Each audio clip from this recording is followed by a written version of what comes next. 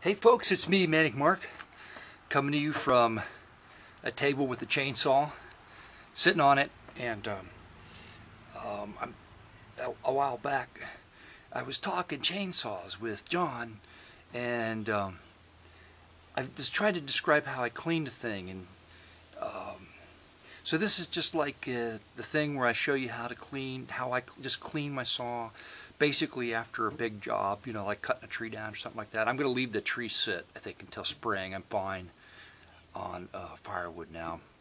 So I'm going to clean my saw up to put it away for the winter, but I pretty much do this after every time I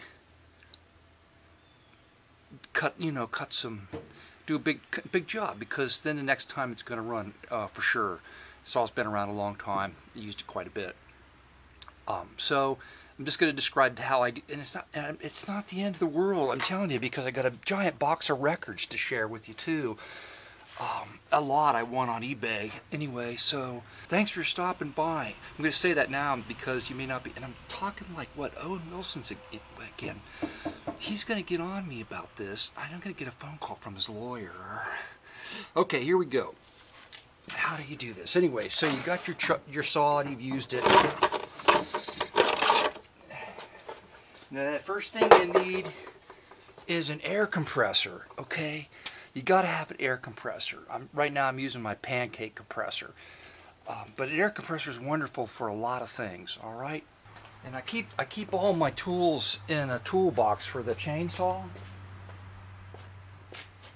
I got a toolbox just for the chainsaw stuff, all right?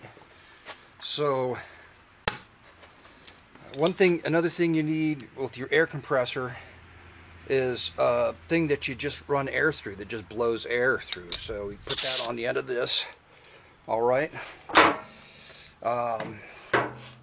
Chainsaws are all basically the same, so just to kind of follow along. Some are a little bit harder to take apart than others. This one comes apart pretty easily. It's a Stihl model. I take the cover off the air filter in the back, like this.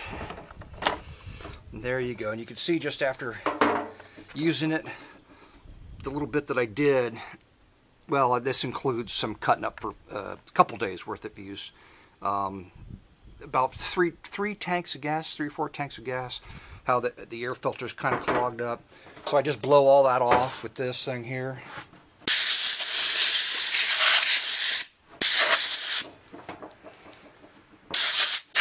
Like blow all the crap out of, if there's any crap in here, I blow it out. You just let it all nice and clean.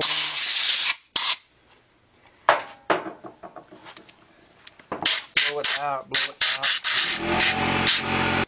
Just go over your saw, just blow everything off it, all the debris around the gas and oil. Just anywhere you can get your air into, blow it all off.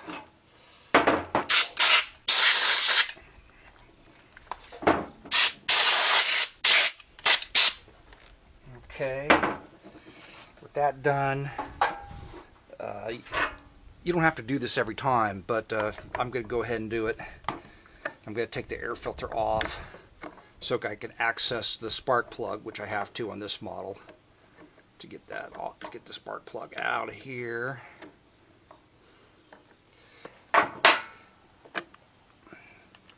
And to see how dirty it is behind it anyway, that would help to clean that off.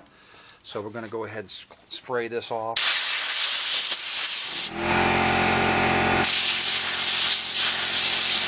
Okay, now that the air filter's off, your carburetor air intake's open, okay, and you don't want to get crap in it. So you can like take your thumb and cover the hole if you want and just clean that off a little more. Just don't get crap in your carburetor. Alright, done that. Now we're going to pull the spark plug cable off. You're going to save a lot of money doing this, rather than taking it in to have it, having this done at a repair shop. Now take your cover off, and we're going to take the spark plug out using the tool that comes with the saw. All right.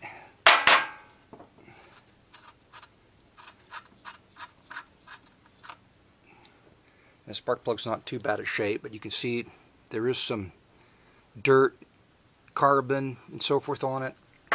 We're going to clean that off. And how I do that, how I clean spark plugs off, is with this device. Basically, it's a bag with sand in it, like a fine abrasive. Let's just call it abrasive. And then you put it on the end of your air hose. And that's right. That's why I wanted to do this video, because there are just so many things. If you saw what I used, then you would know. And you stick your spark plug in the end right here, and there's a switch for clean and spray for the abrasive, and then there's a button on it right here. I just push the button.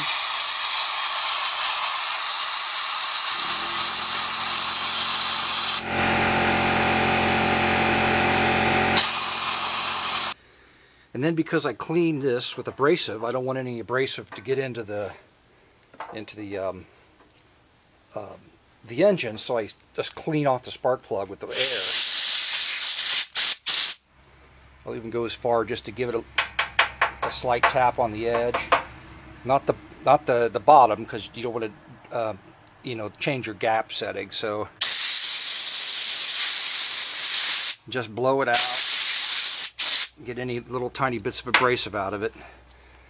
Put your plug back in.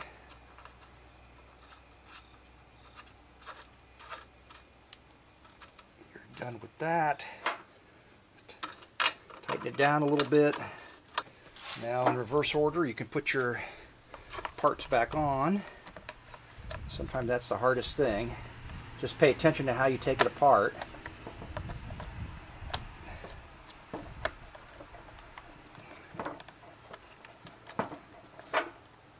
Like I say, all models are a little bit different. Some are easier than others to deal with. And put your air filter back on.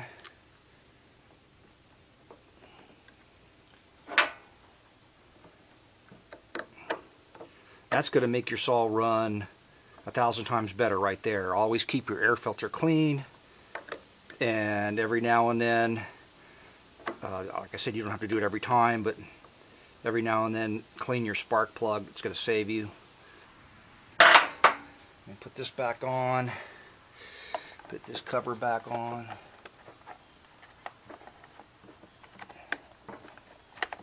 All right. And the other thing I wanted to do was dump the gas out of it, which I didn't do. Get rid of the gas. You can do this first if you want.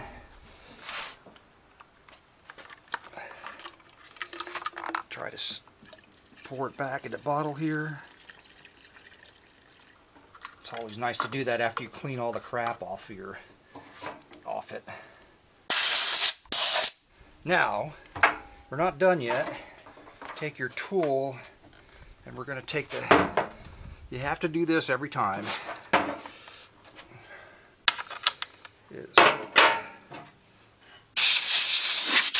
Take the chain off of it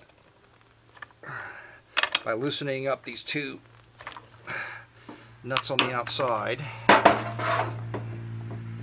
You still in the frame there? Take your cover off. Just go ahead and blow that out while you got it in your hand. See all that crap that collects up in there? Don't want that up in there. Just blow it all out.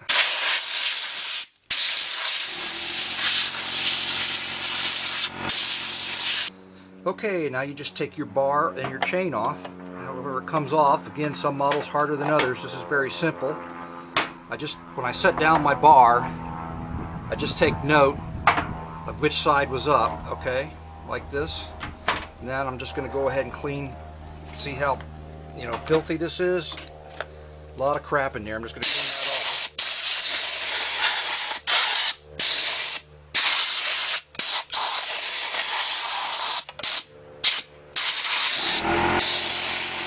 Okay. Now the next thing I do is take the chain off the bar. Just comes right off, of course. And I just remember how I had my bar like this. Now when you look at the bar, on each side up towards where it goes into the saw, there are these little holes right here. one on each side. Those are oiler holes that you put oil in your saw, and the oiler oils the bar and the chain, so it will just last longer. Basically cuts down on the friction. Well, what I've got is this dental tool, and I clean out my track like that all the way down with this tool. So you get all that oily wood crap out of there. Oily wood crap. Do the other side. Just clean it out. Let's see how I'm cleaning it. It's cleaning all out in there. Can you see that? Get all that crap out of there. This tool. And then I take my air once again to clean out those holes.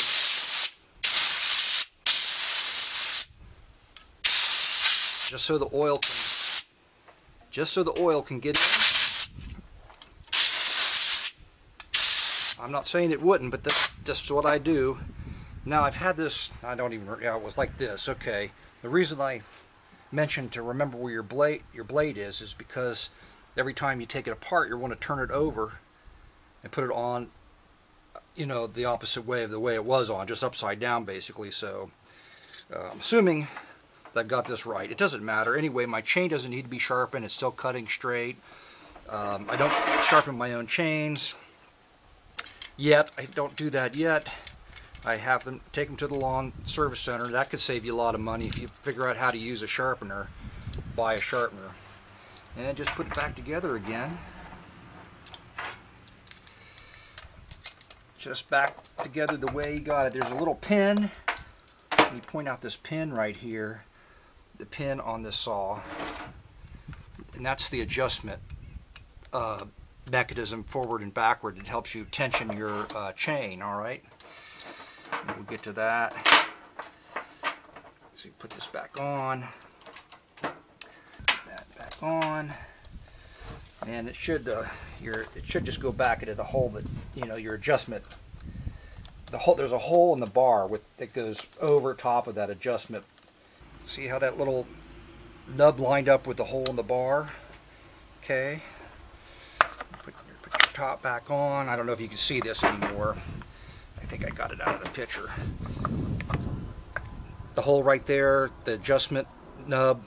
I don't know what the parts are called. The name of the adjustment, whatever, you know what I'm saying? Put this back on. The adjustment screws right here for the chain.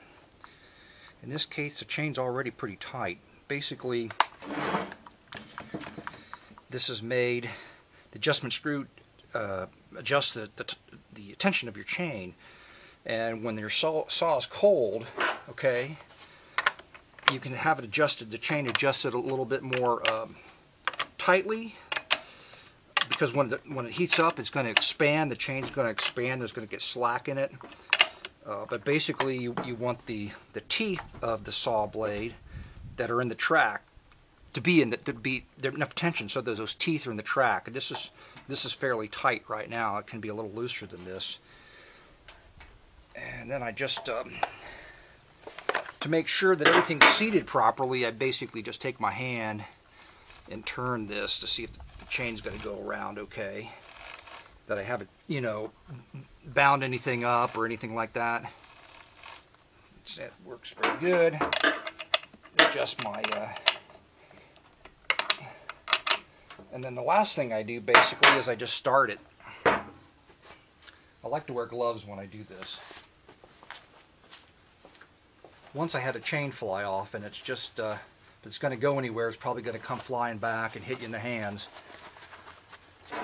And so you never know. Anyway, and why do I run it after doing all this? Well, I run it because I want to get all the gas out of the carburetor. I don't want this new reformulated gas to sit all winter in the carburetor. So basically, I just turn it on and let it run the gas out of it.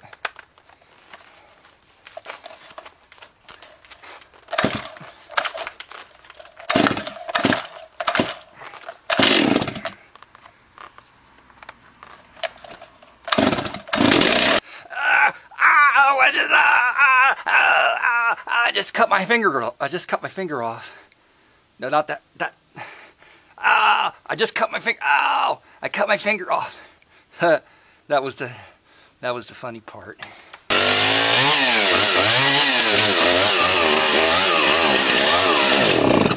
That's it. Put it in the case, put it away for the winter. Sorry about that. You shouldn't waste red paint like that. You should just use it for